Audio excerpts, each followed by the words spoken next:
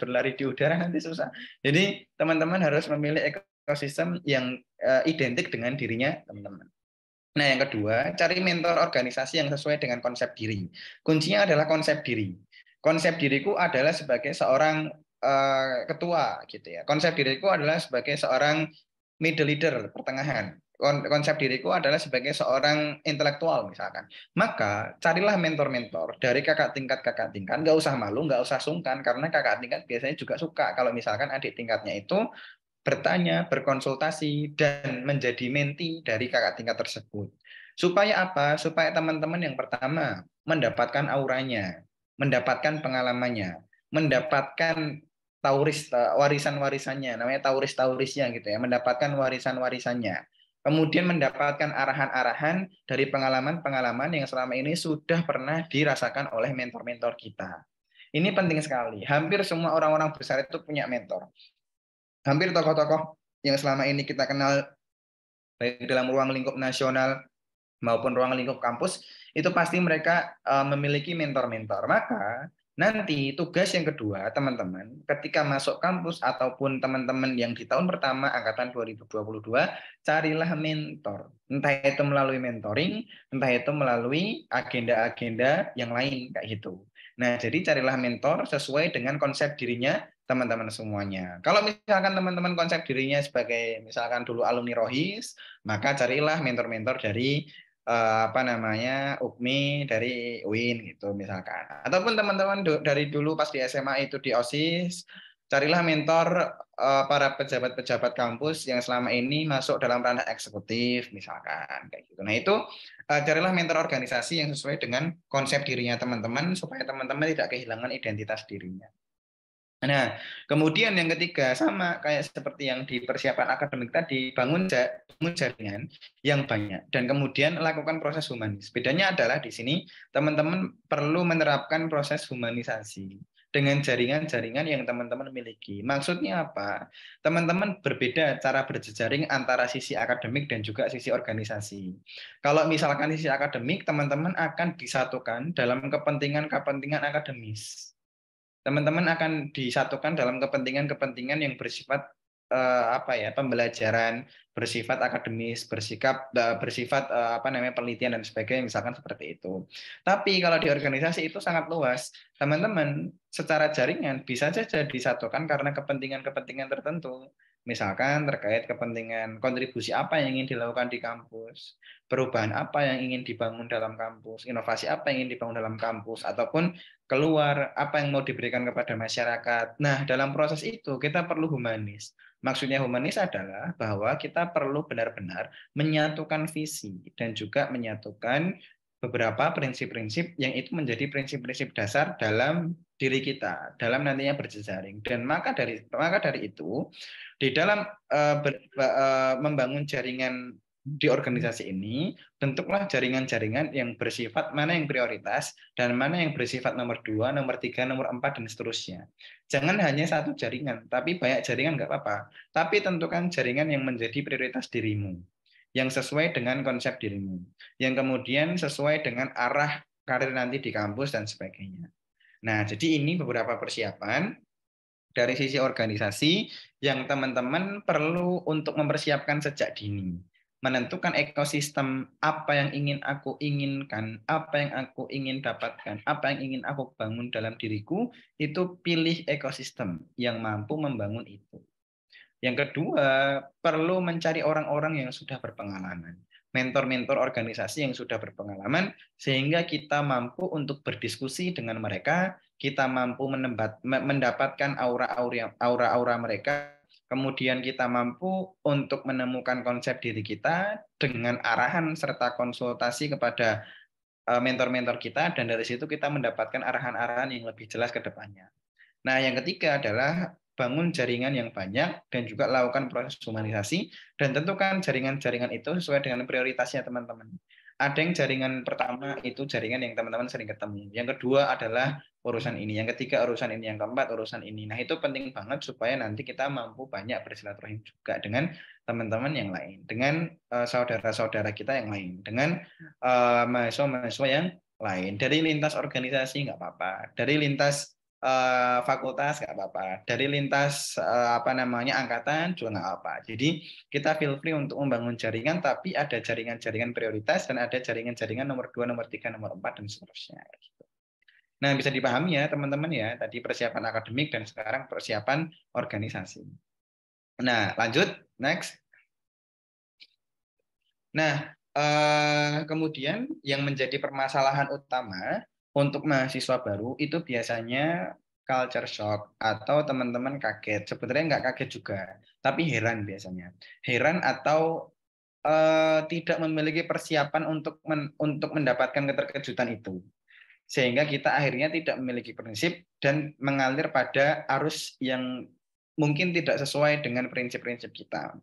Nah, maka kita akan mendapatkan beberapa fase biasanya ketika kita mengenal lingkungan dan gaya hidup kampus. Di sini saya bahasakan gaya hidup kampus ya, karena memang sifatnya adalah gaya hidup di kampus. Gaya hidup kampus, entah apapun itu gaya hidupnya sangat mempengaruhi.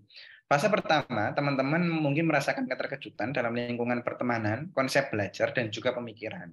Contoh lingkungan pertemanannya teman-teman yang dulu misalkan di pesantren, di pondok, dan sebagainya akan semakin luas. Yang kedua, konsep belajarnya enggak yang apa namanya eh, dari jam 7 sampai jam 3 sore gitu ya, enggak.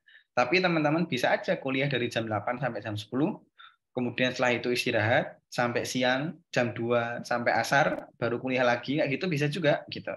Teman-teman yang baru mau masuk kuliah misalkan. Jadi teman-teman perlu memahami konsep belajarnya. Pun juga dosen bukan sifatnya seperti guru yang kemudian mengejar-ngejar siswanya kalau masih ada yang remedi dan sebagainya. Enggak kayak gitu.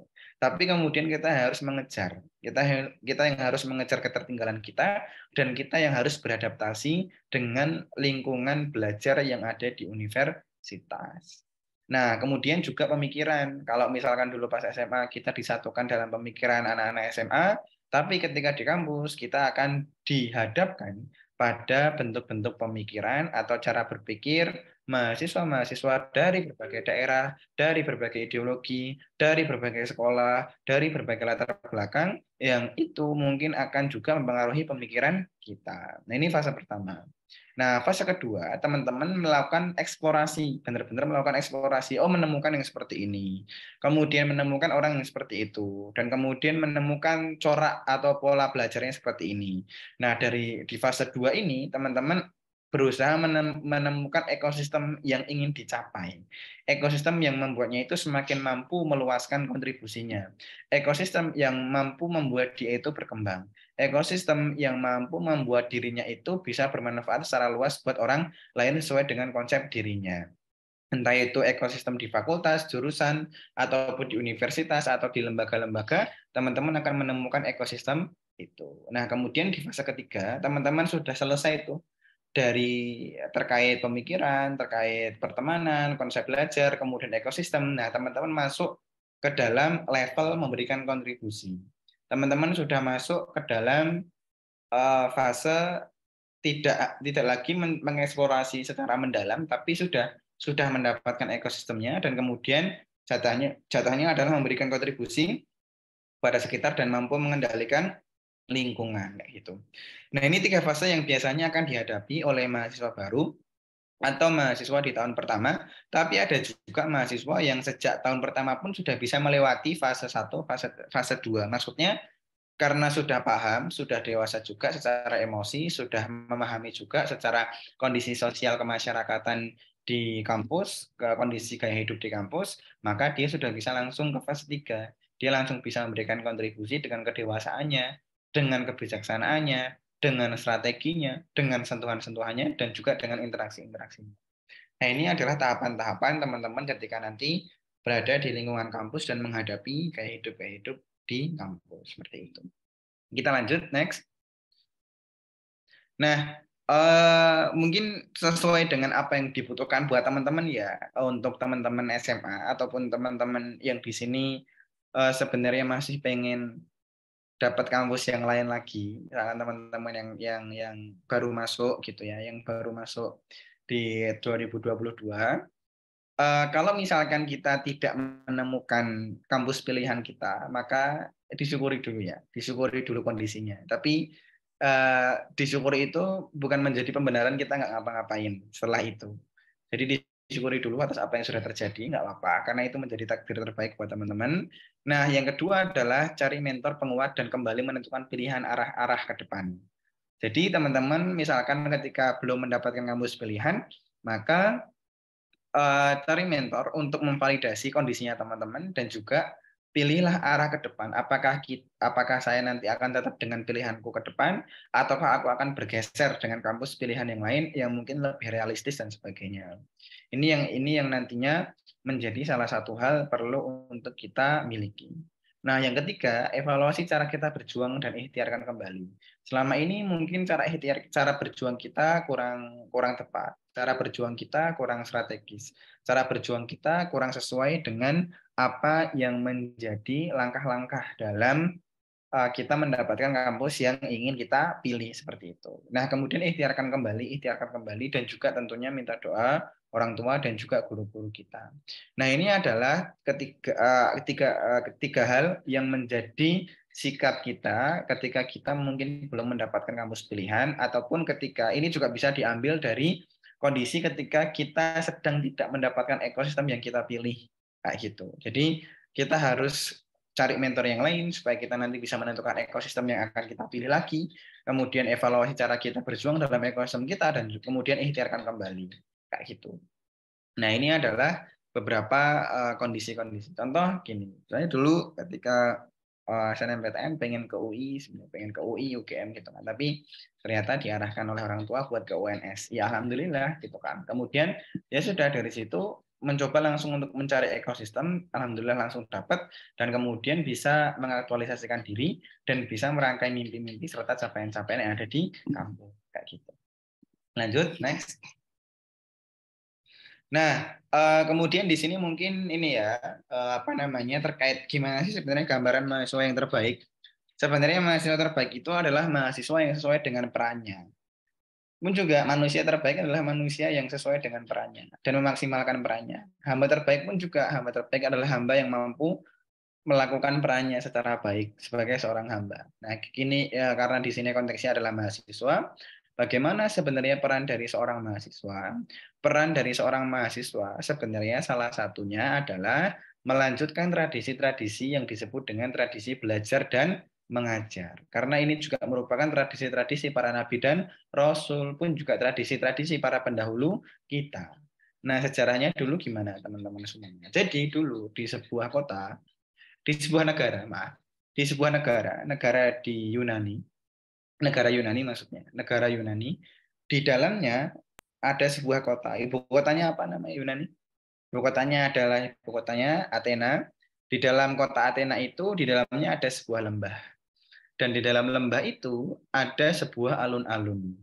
Di dalam alun-alun itu ada orang-orang yang sedang berdiskusi, yang sedang belajar, yang sedang mengajar, yang sedang membahas terkait ilmu pengetahuan, membahas semua yang sedang terjadi di dalam sekitar mereka, membahas peristiwa-peristiwa yang terjadi dalam konteks sosial kemasyarakatan mereka. Nah, orang-orang itu disebut dengan orang-orang itu seperti filosof-filosof yang selama ini kita kenal, Plato, Socrates, dan sebagainya. Nah, orang-orang itu disebut dengan sivitas. Istilahnya adalah sivitas. Orang-orang yang sedang belajar di alun-alun tadi itu disebut dengan sivitas. Yang sedang melakukan belajar dan mengajar tadi disebut sivitas. Nah, karena mereka itu berada di alun-alun dan alun-alunnya berada di sebuah lembah, lembahnya itu bernama lembah akademikus. Maka orang-orang di dalamnya yang sedang melaksanakan tradisi belajar mengajar, yang berada di alun-alun, yang disebut dengan sivitas, dan mereka berada di sebuah lembah, lembahnya adalah lembah akademikus, maka disebut dengan sivitas akademikus. Sampai sekarang kita sering mendengarnya sivitas akademika. Sivitas akademika UNS, sivitas akademika UIN, sivitas akademika, dan sebagainya. Nah, sehingga saat ini sampai sekarang istilah itu masih ada, maka perannya adalah melaksanakan tradisi belajar dan mengajar. Bukan hanya di kelas, tapi di masyarakat. Bukan hanya di kelas, tapi juga di organisasi. Nah, maka mahasiswa yang paripurna adalah yang mampu menerjemahkan dengan sederhana apa yang dia pelajari atau yang diajarkan yang kemudian bertransformasi menjadi agenda-agenda kebaikan yang mampu dirasakan oleh masyarakat atau mahasiswa lain atau lingkungan sekitarnya atas ilmu yang dia miliki. Itu mahasiswa yang terbaik menurut saya ya. Menurut saya adalah mahasiswa yang mampu menerjemahkan ilmunya secara sederhana di masyarakat sehingga dari terjemahan itu mampu bertransformasi menjadi sebuah program atau agenda atau kontribusi yang bisa dirasakan kebermanfaatannya oleh masyarakat, mahasiswa, dan juga lingkungan sekitarnya, dan dia mampu memberikan perubahan dari sesuatu yang mungkin kurang berdaya menjadi sesuatu yang lebih berdaya. Dari masyarakat yang mungkin masih belum berdaya menjadi masyarakat yang lebih berdaya. Masyarakat yang masih dependen menjadi masyarakat yang independen. Masyarakat yang masih belum berpendidikan menjadi masyarakat yang lebih berpendidikan. Masyarakat yang kesehatannya masih kurang menjadi masyarakat yang kesehatannya lebih baik, lebih kita tolong dan sebagainya. Sehingga itu menjadi mahasiswa yang terbaik menurut saya. Mahasiswa terbaik bukan Mawapres gitu ya, bukan presiden BEM, bukan asisten dosen, bukan yang juara ini, juara itu. Itu kosakata sederhana aja, kosakata biasa aja dalam kampus. Tapi yang sebenarnya menjadi kemewahannya adalah tadi kontribusi-kontribusi yang dilakukan dari mahasiswa di masyarakat. Nah, ini gambar di samping kiri ini gambar ketika saya membangun sekolah gratis buat masyarakat, sekolah generasi Indonesia, dan ngasih beasiswa kepada mereka. Karena tadi sejak di awal tadi kita perlu menentukan visi akademik kita. Nah, salah satunya adalah saya menuliskan ketika saya mendapatkan beasiswa di kampus, saya juga ingin ngasih beasiswa. Nah, ini ketika saya mendapatkan beasiswa Rumah Kepemimpinan, saya juga membangun sekolah gratis buat masyarakat, buat anak-anak yang ada di sana, dan juga dari situ mampu memberikan kontribusi dan menyederhanakan ilmu-ilmu kita supaya mudah diterima oleh masyarakat. Nah, ini adalah gambaran bagaimana kita menjadi mahasiswa yang baik. Mahasiswa yang dalam tanda kutip mahasiswa terbaik gitu. Nah, gitu ya teman-teman ya. Tadi di awal kita bahas terkait persiapan akademik, kemudian yang kedua kita membahas persiapan dari sisi organisasi, kemudian kita membahas terkait bagaimana budaya, kemudian lingkungan, gaya hidup, pola belajar, pola organisasi di kampus. Kemudian kita tadi membahas terkait bagaimana kalau di kuliah ataupun sebelum kuliah tidak sesuai dengan ekspektasi kita, dan sekarang kita membahas terkait bagaimana menjadi mahasiswa terbaik, maka kita perlu menjadi mahasiswa yang mampu menyederhanakan bahasa ilmu kita yang bertransformasi menjadi aktualisasi agenda untuk kebermanfaatan buat masyarakat. Nah, next. Nah, udah ya kayaknya ya teman-teman ya. Nah, tadi itu beberapa sedikit apa yang ingin saya sampaikan. Ya semoga tadi bisa mampu menjadi jembatan buat teman-teman semuanya, mempengaruhi pola pikirnya teman-teman semuanya, membangun pola pikir maksudnya, membangun pola pikirnya teman-teman semuanya, dan menjadi jembatan langkah-langkah atas selama ini yang ingin teman-teman harapkan dan mampu menuju pulau yang membuat masyarakat itu semakin bagus, mahasiswa semakin tertolong, dan kita mampu memberikan kontribusi kita. Nah, mungkin seperti itu, Mas Adri Gunawan.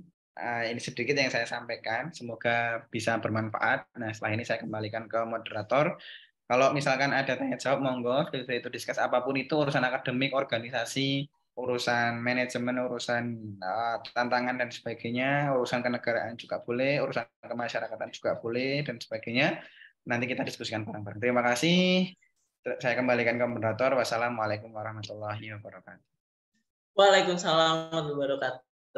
Iya, itu tadi pemaparan dari Mas Sofan. Keren banget bukan? Pemaparannya ada berbagai macam aspek terkait apa aja yang ada di kampus, menjadi paradigma dalam berkuliah, terus juga persiapan kita dalam berkuliah itu harus seperti apa aja sih. Langkah-langkahnya, step-stepnya juga udah jelasin sangat rinci banget oleh Mas Sofan. Terus juga, oh ya aku juga mau highlight nih, Mas Sofan juga. Sebenarnya aku tuh kampus impiannya tuh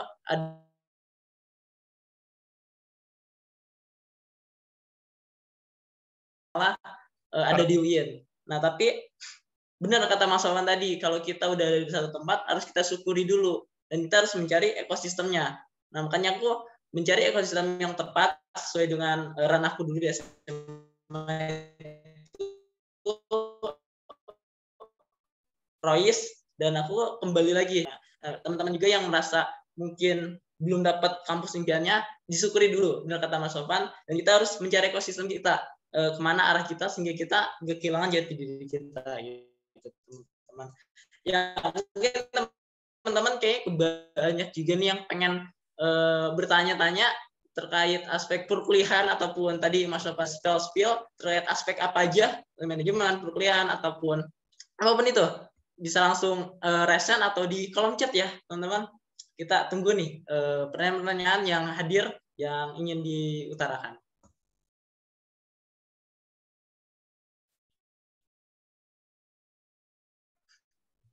Untuk teman-teman yang mau bertanya langsung bisa resen atau bisa langsung di chat ya. Kita tunggu mungkin sekitar 3 menit ke depan sekalian untuk menunggu hasil tanya jawab.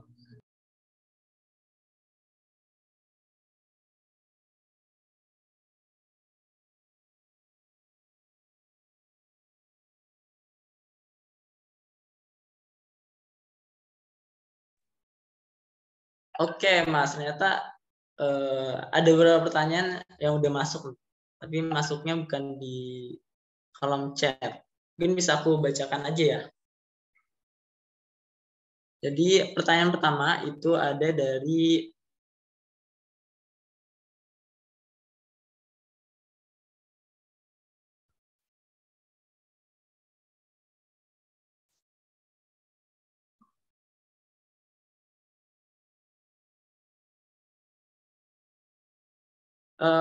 ini Mas, pertanyaan pertama ada dari Mbak Ulfa Mufida.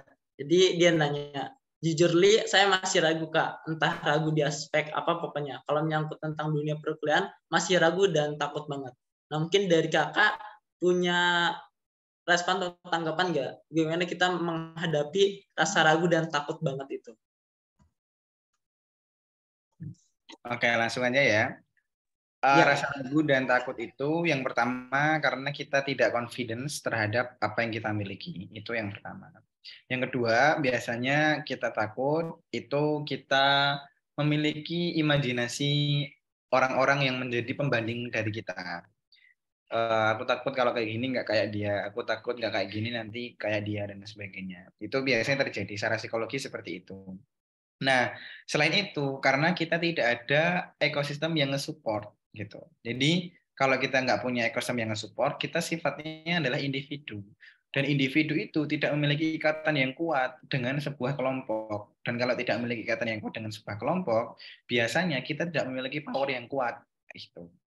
Nah, jadi untuk menghilangkan sisi inferior itu, untuk menghilangkan sisi ketidakpercayaan diri itu, perlu adanya sebuah ekosistem yang nge-support. Ada sebuah ekosistem yang mampu memvalidasi atas potensi kita. Selama ini kan kita sebenarnya punya, tapi kita memiliki blind spot yang kita sendiri nggak mampu membaca diri kita. Kita sendiri yang terkadang tidak percaya dengan diri kita, dan akhirnya dari situ kita akan nge-blaming kondisi di sekitar kita malahan.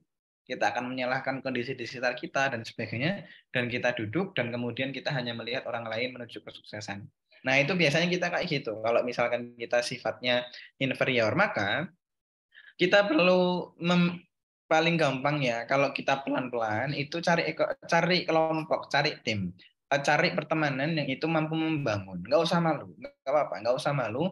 Karena kalau teman-teman malu, itu nanti malah rugi sendiri teman-teman kayak gitu. Mumpung teman-teman di perkuliahan ya, itu teman-teman sudah memiliki peluang lebih dibandingkan teman-teman di desanya yang mungkin nggak berkuliah. Teman-teman merupakan kreatif minority ataupun minoritas yang kreatif di desa, dan dari situ punya peluang akses tadi informasi dan juga jejaring yang lebih daripada teman-teman yang ada di desa yang mungkin tidak kuliah.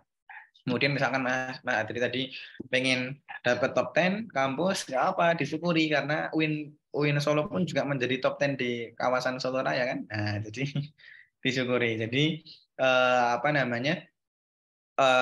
Gimana caranya kita biar nggak bingung dan kemudian nggak minder ya, maka carilah ekosistem tadi, karena coba dievaluasi, direnungkan. Selama ini mungkin kita belum punya ekosistem, dan selama ini mungkin kita belum punya mentor. Dan selama ini mungkin kita belum ada targetan-targetan ataupun targetan-targetan yang hanya sifatnya adalah ya formalitas saja nulis gitu, tapi tidak ada keinginan yang kuat. Maka solusinya adalah teman-teman semuanya cari mentor, cari ekosistem, dan juga tuliskan target-target teman-teman semuanya. Yang dari target-target itu teman-teman bisa mengalokasikan tenaga, pikiran, waktu untuk mencapai tujuannya yang sudah dituliskan kayak gitu. Nah, sama teman-teman nggak perlu inferior karena ayo bangun mental pemenang aja. Bangun mental pemenang dan bangun dan buktikan bahwa teman-teman itu seseorang yang berada pada populasi intelektual karena teman-teman berada di kampus kayak gitu kan. Jadi minder karena kita biasanya tidak memiliki validasi dari orang lain, yaitu memang saat ini orang-orang terkadang butuh seperti itu. Maka carilah ekosistem yang mampu. Contoh saya dulu di awal kampus memang sudah ada tujuan jadi presiden PEM. Bahkan saya SMA. Sudah ada tujuan jadi presiden PEM. Kemudian di kampus saya langsung sudah bisa menentukan ekosistem mana yang ingin aku dapatkan. Alhamdulillahnya dapat. Nah, kemudian dari situ ada di sebuah momen ya di tahun 2020 saya itu akhirnya udah nggak pengen lah nggak pengen maju presiden BEM lagi, ya cuma pengen kuliah aja, ngajarin akademik sama ngurus rumah lah gampangnya gitu ya. Nah, tapi kemudian saya masih masuk dalam ekosistem saya masih masuk dalam ekosistem yang sifatnya gerakan, yang sifatnya urusan-urusan publik di BEM. Akhirnya dari situ Hamin beberapa jam penutupan pendaftaran presiden PEM, saya diminta oleh teman-teman tetap maju jadi presiden PEM. Nah, karena ada dukungan dari teman-teman, karena ada ekosistem dari teman-teman, jadinya di situ kita mampu untuk menguatkan diri kita juga. Mungkin seperti itu jawabannya ya. Oke, itu ya Mbak Ulfa tadi jawabannya sudah dijawab dengan secara ringkas dan juga sangat terperinci terkait aspek ragu dan takut terkait perkuliahan. Nah, berhubung waktunya masih ada nih Mas, masih ada satu pertanyaan lagi, itu ada dari Mbak Fadila. Katanya dia belum tahu nih dunia perkuliahan itu kayak gimana sih Kak. Terus juga takut salah pilih pertemanan. Nah itu gimana sih biar kita nggak salah pilih pertemanan? Nah, mungkin bisa dijawab Mas. Ya, kalau salah pertemanan itu biasanya terjadi karena kita tidak menemukan konsep diri kita terlebih dahulu. Jadi pertemanan kita tidak sesuai dengan jiwa kita. Pertemanan kita tidak sesuai dengan kebutuhan kita. Karena apa? Karena kita sifatnya gambling atau sifatnya kita ngawur atau kita tidak menentukan secara bagus terkait pertemanan. Nah, biar tidak masuk ke pertemanan yang mungkin pertemanan yang toksik gimana biar tidak masuk ke situ, maka yang pertama kita perlu imunitas diri terlebih dahulu. Kita perlu punya pertahanan dari prinsip-prinsip yang memang kita pegang sejak dulu atau prinsip-prinsip yang kita pegang dan sekarang itu nggak usah sungkan-sungkanan ataupun nggak usah pakai lah gampangannya. Kalau misalkan memang tidak, ya sudah tidak. Karena gini, teman-teman, di dalam hidup ini tidak ada yang 100% peduli sama kita, kecuali ya keluarga kita, sama orang-orang yang memang sebenarnya butuh sama kita, kayak gitu. Jadi nggak usah terlalu berpikir nanti orang lain mikir kita gimana dan sebagainya, kayak gitu. Kadang-kadang kan gitu, kita tidak mau lepas dari sebuah ekosistem yang nggak bagus, ekosistem toksik, karena kita pekewa aja nanti kalau dimusuhin atau nanti orang lain mikirnya ke kita gimana dan sebagainya. Santai aja, memori masyarakat kita itu nggak lama. Jadi misalkan, ya contohnya misalkan ya di ranah nasional lah ada kondisi seperti ini, ada masalah seperti ini, tapi kemudian masih jadi dan sebagainya. Jadi masyarakat kita itu terkadang memori atas kejadian itu enggak yang panjang gitu ya. Biasanya pendek. Nah, maka teman-teman pun juga sama. Teman-teman misalkan beberapa hari dianggap gini-gini. Tapi setelah itu ya biasanya nggak akan lagi. Maksudnya udah lepas aja, udah nggak ngurusin lagi. Gitu. Nah, tapi kalau kita masih berada di situ, di ekosistem yang sebenarnya kita nggak pingin, dan kita masih tidak mampu untuk memiliki imunitas, ya kita selamanya bahkan akan di situ. Dan kita mau bergerak pun nggak bisa bebas. Kita menentukan pilihan pun nggak bisa bebas. Kita mau sukses pun nanti teman-teman kita bilang ya sukses sendiri, ya nggak ngajak yang lain dan sebagainya kayak gitu. Nah, maka cara dapat ekosistem yang baik adalah ya teman-teman tentukan konsep dirinya seperti apa dan kemudian carilah ekosistemnya melalui sektor-sektor tertentu yang ada di kampus, sektor organisasi, sektor keagamaan, sektor akademik, sektor sosial kemasyarakatan, sektor bisnis dan sebagainya. Teman-teman bisa pilih di situ. Nah, jadi gitu ya. Terima kasih. Oke, terima kasih Mas Sofwan. Semoga menjawab ya tadi pertanyaan dari Mbak Fadila. Karena dengan kita memahami diri kita bisa mengeksplor lebih luas lagi nih. Sehingga kita nggak akan takut akan salah bergaul. Oh ya nih, ada pertanyaan lagi nih Mas Sofwan. Ada dari pertanyaan Dana Purnama. Jadi dia tanya, Assalamualaikum Kak, izin bertanya. Saya pernah lihat di sosmed, katanya kalau semester awal kita masuk di kampus, mendingan fokus ke adaptasi dan ikut organisasinya mulai semester 2 atau 3. Nah, itu menurut kakak gimana ya? Iya, itu menurut sosmed ya. Tapi kalau menurut saya, masing-masing orang punya pendekatannya sendiri. Masing-masing orang itu punya polanya sendiri dan masing-masing orang itu punya alurnya sendiri. Contoh, saya ikut di organisasi nggak hanya di semester 2, tapi semester 1 tuh sudah ikut berapa? 5 organisasi kayak itu. 5 organisasi, sudah ikut lomba-lomba, udah bangun komunitas, bahkan komunitas masyarakat, dan udah mulai nulis buku dan sebagainya. Nah, maka ini terkadang teman-teman yang menjadi problem kita adalah kita itu biasanya terdikte oleh sesuatu yang berada di sosial media. Kita terdikte sehingga kita tidak bisa mandiri atas prinsip-prinsip kita. Paham nggak maksudnya? Jadi kita terdikte oleh kondisi-kondisi di media sosial, yang padahal itu belum tentu sesuai dengan kondisi diri kita. Ada juga di sini mungkin yang ikut organisasi bahkan baru di tahun ketiga, ada juga kayak gitu. Jadi ya ini mungkin secara umum ya, secara umum. Tapi kalau teman-teman mau untuk mencapai sesuatu yang tidak dicapai oleh orang lain, maka juga harus memiliki sebuah strategi yang tidak dimiliki oleh orang lain, kayak gitu. Nah, ya ini sewajarnya, bahkan di tahun kedua, di tahun ketiga pun adaptasi semuanya, adaptasi lingkungan, adaptasi akademik, adaptasi organisasi, adaptasi daerah kebahasaan misalkan dari luar Jawa dan sebagainya kayak gitu. Jadi ini tergantung kita bagaimana menangkapnya dan tergantung bagaimana roadmap kita ke depan dan tujuan kita ke depan kayak gitu. Nah,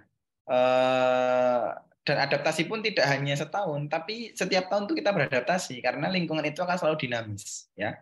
Jadi apakah kemudian kalau di sini disebutkan di sosmed mulai semester organisasi mulai semester itu di semester 2 atau semester 3, kemudian kita udah nggak beradaptasi, ya enggak. Kita pun tetap harus beradaptasi. Di semester 2, semester 3 masih beradaptasi. 4, 5, 6 nanti beda tugasnya mungkin lebih banyak, beradaptasi lagi, beradaptasi lagi, beradaptasi lagi. Maka dari situ bangunlah ekosistem ataupun carilah ekosistem yang mampu membuat kita berkembang dan mudah beradaptasi. Nah, jadi tentu sebenarnya nggak harus mengikuti kondisi di sekitar kita ya, ataupun tidak harus terpengaruh oleh apa yang menjadi public opinion di sosial media, tapi tentukan prinsip dirinya, tentukan prinsip diri kita sendiri, dan kemudian kuatkan, dan kemudian kita mampu untuk merencanakan. Kita boleh aja beradaptasi sejak semester 1. Semester 2 bahkan kita mungkin nanti langsung jadi kepala bidang, bisa aja. Misalkan saya di semester 2, 3, saya udah nggak jadi staff. Saya nggak jadi staff, tapi saya langsung jadi direktur jenderal di BEM. Nah, kenapa? Karena ya tadi saya selalu mencoba untuk melakukan akselerasi atau percepatan kayak gitu. Nah, jadi kalau teman-teman bisa melakukan itu pun pencapaian-pencapaian teman-teman nanti biasa juga akan lebih cepat. Nah, mungkin seperti itu ya, sesuai dengan prinsip dirinya aja, sesuai dengan kemampuan dan juga kapabilitas dari kita kayak gitu.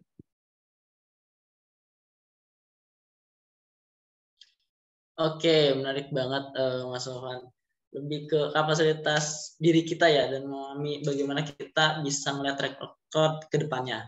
Nah, mungkin itu aja Mas, nggak ada pertanyaan lagi. Tapi saya ada pertanyaan nih buat Mas, dan ini ya mungkin keresahan saya sendiri. Jadi misalkan kita udah punya konsep diri yang oke nih, terus kita udah punya roadmap yang oke untuk mencapai suatu hal tersebut. Tapi di tengah jalan kita merasa ragu dan merasa ini hal yang salah. Harusnya aku melakukan hal yang lain daripada hal yang ini. Nah, menurut Mas itu gimana? Kalau kita merasa ragu, kita merasa salah di tengah jalan tujuan kita. Ya, kalau misalkan merasa salah di tengah jalan, nggak apa-apa, karena teman-teman masih di usia, kita pun masih di usia 19, 18, 20, 21, 22 gitu ya. Karena masih tahapan eksplorasi. Pun juga kalau misalkan kita merasa belum dapat feel di jurusan kita, belum punya mendapatkan passion ataupun jiwa di dalam jurusan yang kita jalani sekarang, ataupun aktivitas perkuliahan saat ini kita sekarang. Aku nggak passion di sini, aku merasa tidak mampu untuk berkembang di sini, atau aku mungkin tidak sepinter orang lain di jurusan ini, misalkan kayak gitu ya. Ini konteksnya jurusan, nggak apa-apa. Teman-teman berada pada fase eksplorasi. Jadi teman-teman masih berada pada fase pencarian-pencarian yang nanti ke depannya beriringan dengan proses yang dilakukan, teman-teman akan menemukan titik, oh ternyata selama ini itu ini ya jawabannya. Oh ternyata selama ini tuh ini, kenapa aku di sini dan sebagainya. Jadi kalau kita misalkan salah jalan ataupun ternyata tidak sesuai, maka yang pertama analisis apakah tidak sesuainya ataupun kita salahnya itu bersifat sesuatu yang teknis atau sesuatu yang nggak yang banget menentukan hidup kita, maka itu nggak masalah. Maksudnya adalah mungkin ada sesuatu hal yang perlu kita tingkatkan lagi atau perlu kita cari solusinya lagi. Tapi kalau sesuatunya itu yang bersifat prinsipil dalam kehidupan kita, maka boleh-boleh aja kalau misalkan kita berada pada kondisi yang lain yang kita harapkan. Dan ini memang memang kondisi yang sering terjadi di ranah kemahasiswaan, karena dia baru mendapatkan mentor ataupun baru mendapatkan ekosistem mungkin di tahun ketiga. Jadi tahun pertama dan tahun keduanya yang dia bangun, dulu belum mendapatkan mentor dan ekosistem, ternyata nggak sesuai. Dan kemudian baru sesuai di tahun ketiga karena sudah mendapatkan ekosistem dan mentor. Jadi ya nggak masalah. Dan bersyukur aja kayak gitu. Nah, jadi itu hal yang biasa, tapi dari situ perlu ada penyikapan dari kita. Salah satunya adalah menentukan langkah ke depan. Kalau misalkan hal yang bersifatnya prinsip hidup, maka boleh banget kita mencari ekosistem yang lain. Tapi kalau sifatnya ya hanya mood kita, nggak perlu untuk sampai mengeluarkan tenaga mencari ekosistem yang lain kayak gitu. Nah, jadi dari sini kita bisa menemukan bahwa kita jangan merasa gagal kalau kita dalam proses perjalanannya itu tidak sesuai dengan harapan kita. Karena teman-teman kita itu masih dalam proses eksplorasi atau penemuan diri. Dan kita masih banyak sekali tantangan-tantangan ke depan yang mungkin akan lebih berat daripada apa yang kita hadapi saat ini. Maka apa yang kita lalui saat ini yang membuat kita tidak merasa senang itu adalah tangga-tangga yang harus kita lewati, yang dimana kalau ke depan kita juga mendapatkan itu, kita udah merasakan kegagalan itu tuh udah biasa rasanya kayak itu. Nah, maka kita akan menghadapi tantangan-tantangan yang lebih besar lagi dan akan mendapatkan pencapaian-pencapaian yang mungkin lebih besar lagi. Nah, seperti itu ya.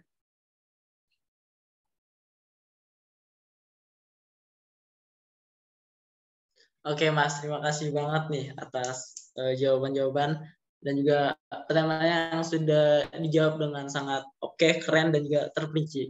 Nah, baiklah, mungkin juga udah waktu menunjukkan pukul 9. Kita lanjut ke sesi selanjutnya, itu penyerahan sertifikat. Untuk pada teman-teman operator bisa di share screen sertifikatnya.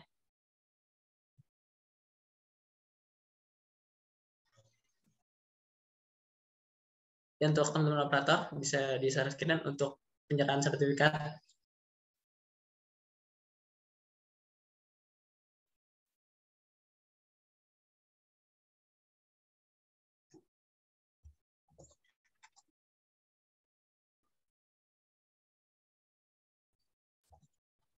Oke, mungkin kita teman-teman lagi terkendala ya. Menurut saya dulu ya teman-teman.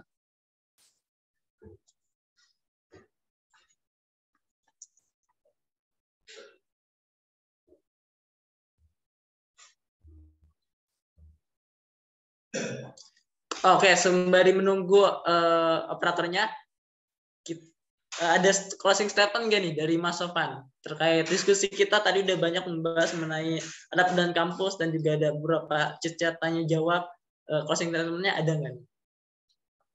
Ya, closing statement-nya mungkin sederhana aja ya teman-teman. Saya menyampaikan selamat untuk berdinamika di dunia perkampusan. Dan yang kedua, kalau kondisinya lagi nggak enak ataupun kondisinya lagi nggak sesuai dengan keinginan kita, saran saya jangan terlalu diceritakan di media sosial. Karena dari situ seakan-akan kita mendeklarasikan atau menganggap bahwa apa yang dikasih sama Allah sekarang ini adalah sebuah keburukan buat kita. Itu bahaya banget gitu ya. Jadi apa namanya misalkan itu kenapa sih yang kok kayak gini, kenapa sih kayak gini nggak kayak orang lain dan sebagainya. Jangan jangan gitu. Saya paling nggak suka kayak gitu. Karena seakan-akan kita mendeklarasikan melalui statement kita membahasakan bahwa apa yang telah diberikan sama Allah itu nggak sesuai dengan apa yang kita inginkan dan seakan-akan Allah itu jahat. Nah itu yang sangat berbahaya. Dan saya yang paling nggak suka kayak gitu. Mendingan ya sudah nggak usah terlalu diceritakan, tapi ya sampaikan aja sama Allah. Dan juga ya mungkin teman-teman suatu saat akan mendapatkan pada titik di mana apapun yang sedang berada di kampus, yang sudah diusahakan, yang sudah diperjuangkan, yang sudah diamalkan, yang sudah ikhtiarkan, semuanya itu mungkin selama ini kita sangat lelah ya, sangat lelah dari sisi kemanusiaan kita. Tapi sebenarnya ya itu memang belajar dan belajar itu sifatnya seperti itu ya, seperti yang disampaikan Imam Syafi'i, kalau kita tidak sabar dengan pahitnya belajar, lelahnya belajar, maka kita akan mendapatkan pahitnya kebodohan. Maka kalau belajar, kalau kita lelah ya sudah benar berarti kita sedang belajar. Nah, tapi kalau kita mungkin nggak merasa lelah dalam fisik ataupun mental, ya itu belajar, tapi kita mungkin belum merasakan apa yang disampaikan oleh Imam Syafi'i kayak gitu. Nah, maka mari perbarui mental kita sebagai mental seorang hamba, hamba yang sesuai dengan perannya. Hamba itu apa sih? Hamba itu ya seseorang yang itu tuh dia dikasih sama Allah gitu ya, sama majikan, dikasih sama Allah. Itu menerima. Kemudian ketika diminta seperti ini ya diikhtiarkan. Karena kita ingin mencoba jadi mahasiswa yang terbaik, yaitu mahasiswa yang sesuai dengan peran kita, apapun itu. Karena apa? Kondisi kita itu berbeda-beda. Ada yang dilahirkan dari kondisi yang sudah berkecukupan keluarganya. Ada yang dilahirkan dari kondisi yang mohon maaf masih kurang berkecukupan keluarganya. Ada yang dilahirkan dari kondisi yang berbeda kondisi dengan teman-temannya yang lain, sehingga standarisasi kita nggak bisa dengan standarisasi orang lain. Maka ketika teman-teman di perkuliahan jangan lupa untuk melibatkan Allah. Jangan lupa untuk diniatkan juga untuk Allah. Karena kalau kata para ulama, kata kiai saya, gitu. Kalau kata kiai saya itu, orang yang nggak bagus itu apa? Orang yang nggak bagus itu adalah dia yang merasa dalam hidupnya itu tidak butuh campur tangan Allah. Nah itu orang yang nggak bagus. Dan juga orang yang nggak bagus itu apa? Orang yang nggak bagus itu baru bersyukur kalau misalkan sudah punya Alphard. Baru bersyukur kalau sudah punya iPhone. Baru bersyukur kalau sudah bisa prestasi ini dan sebagainya. Padahal ketika kita bangun itu, kita sudah diberikan nyawa lagi sama Allah. Itu bersyukuran sebagainya. Nah ini closing statement sederhana ya, tapi coba lakukan prinsip-prinsip itu, teman-teman akan lebih tenang. Rasakan deh, teman-teman akan lebih tenang dengan berstatement seperti itu. Kalau teman-teman dalam dunia perkampusannya, dalam dunia perkuliahannya dan sebagainya, selalu kalau bahasa Jawanya gresula ya, atau mengeluh gitu kan, ya itu pasti kesehariannya akan rasanya seperti terus dan Allah pun juga nggak tahu ya Allah seperti apa, tapi itu kayak kurang aja kita peran sebagai seorang hamba. Nah, itu closing statement sedikit dari saya, teman-teman semuanya. Harapannya dan saya doakan teman-teman nanti di dunia kampus mendapatkan karir yang terbaik, mendapatkan prestasi yang terbaik, bisa berkontribusi sebaik-baiknya buat masyarakat, dan masyarakat pun mendapatkan kontribusi terbaik dari ikhtiar terbaiknya teman-teman semuanya. Dan teman-teman dikuatkan hatinya, dilapangkan dadanya, diikhlaskan niatnya, dikuatkan perjuangannya, dan disehatkan fisiknya. Mungkin seperti itu teman-teman semuanya. Terima kasih, kurang lebihnya mohon maaf. Wassalamualaikum warahmatullahi wabarakatuh. Masya Allah, keren banget closing statement dari Mas Syafan nih. Wah, ngena banget di hati tentunya teman-teman. Oke, kita berlanjut ke acara simbolik kita, yaitu penyerahan sertifikat. Mungkin udah bisa di share screen.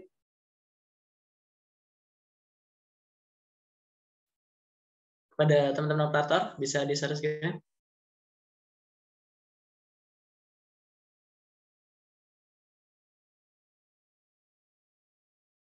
Oke, mungkin masih terkendala. Kita secara simbolik aja ya Mas, penyerahan nanti aja nggak apa-apa. sertifikatnya di akhir aja nanti. Ya. Langsung aja kita jangan lupa sebelum kita menutup harus ada dokumentasi dulu nih teman-teman buat mengenang malam ini penuh berkesan untuk menyiapkan diri kita masuk ke dunia kampus nih teman-teman. Oke teman-teman, jangan lupa untuk on cam semuanya. Dan juga teman-teman operator harus siap siaga nih buat fotoin teman-teman semua yang mau persiapan ke kampus nih. Ayo, jangan lupa on cam semuanya. On cam, kita mau sesi dokumentasi ini. Teman-teman operator, udah oke buat fotoin? Oke, dihitung ya teman-teman operator.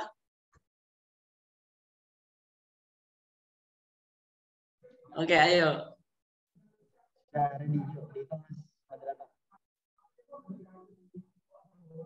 Ayo, dihitung teman-teman operator. 1, 2.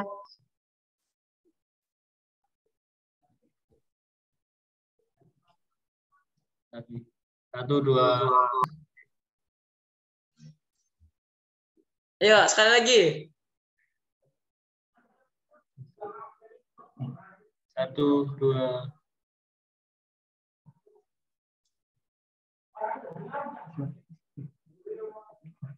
Oke.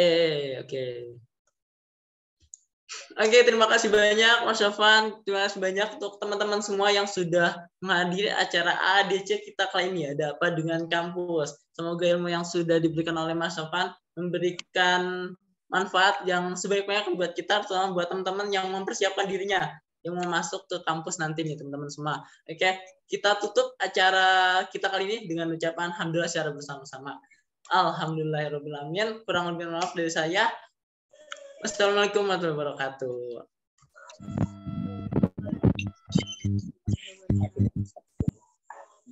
Lagi ngebus. Ya, terima kasih untuk teman-teman. Waalaikumsalam warahmatullahi wabarakatuh.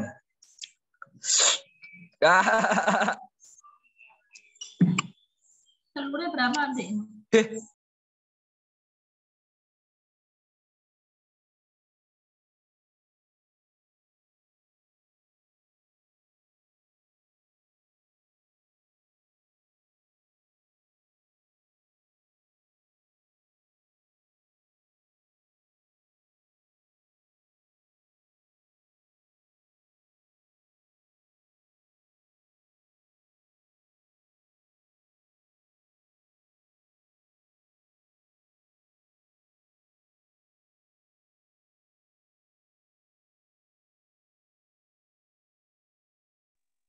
Halo Kak, Kak.